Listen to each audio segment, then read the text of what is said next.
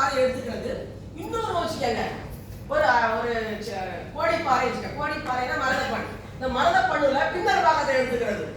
So ஒரு ராகத்துடைய முன்னர் பாகத்தையும் இன்னொரு ராகத்துடைய பின்னர் பாகத்தை இணைச்சு கலப்படம் பண்ணி, சரிங்களா, இதை கலந்து இவர் புதுசாக ஒரு தாளத்தை உருவாக்கியிருக்காரு. பிரகரண பிரகர்த்த மாத்திரா. கரணம்னா தாளம், பிரகரணம் அப்படின்னா தாளத்துடைய விதிகளை நான் வந்து கொஞ்சம் செம்மைப்படுத்தி நான் வந்து பொன்மான் சொற்கட்டுக்கான தாளத்தை நான் கண்டுபிடிச்சேன்னு சொல்றோம். இங்க எங்க சொல்றோம்? பல்லாவரத்துல. நாங்க எல்லா மலையும் ஏறி பார்த்துருக்கோம், பல்லாவரத்தை மட்டும் நாங்க ஏறி பார்க்கல. உண்மையிலேயே எனக்கு இந்த சங்கீர்ண ஜாதி தொட்டு பார்க்கணும்னு ஆசையா இருக்கு. உண்மையிலே சங்கீர்ண ஜாதி அங்கதான் சொல்றோம்.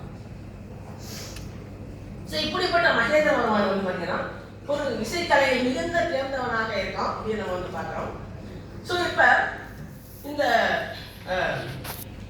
அதற்கு பிறகு வந்து பார்த்தீங்கன்னா ஒன்பான் சொற்கட்டுன்னு சொல்லும் பொழுது இப்போ நீங்க என்ன சொல்றீங்க? தகிட தகிட தகிட 9 வருது இல்லையா? 9 2ஆம் பிரிக்கலாம் 4ஆம் பிரிக்கலாம், அது வந்து ஒரு மிச்சப்படும். ஸோ இந்த மாதிரி சொற்கட்டுள்ள தாளக்கட்டுகளை இணைப்பதுதான் வந்து பார்த்தீங்கன்னா மகேந்திரவர்மனுடைய மிகச் சிறப்பான ஒரு விஷயமாக நமக்கு வந்து ஏற்படுது அப்படின்னு பார்க்கிறோம்.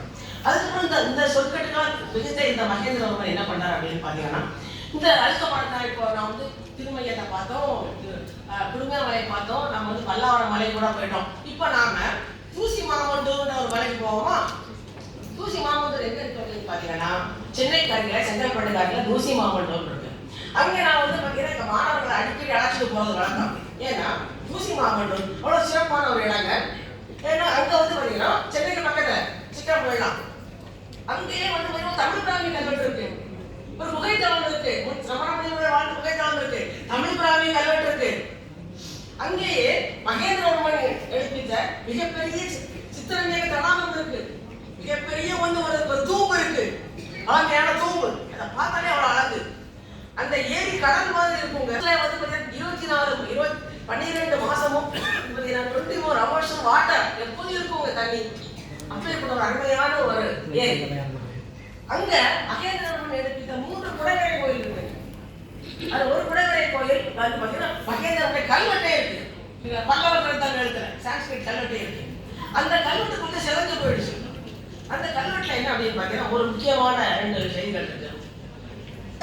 அதுல மகேந்திரவர்மன் மத்தவிலாசம் எழுதினான் அப்படின்றது யாருக்கு டவுட் இல்லை தெரியும். ஆனா அந்த பகவத சிவம் ஒண்ணு இருக்கு பாருங்க, அதை யார் எழுதினாங்க அப்படி பகவான் யாருக்குமே தெரியல. இந்த கல்வெட்டு கண்டுபிடிக்கிறது வரையும், கண்டுபிடிச்சு படிக்கிறது வரையும்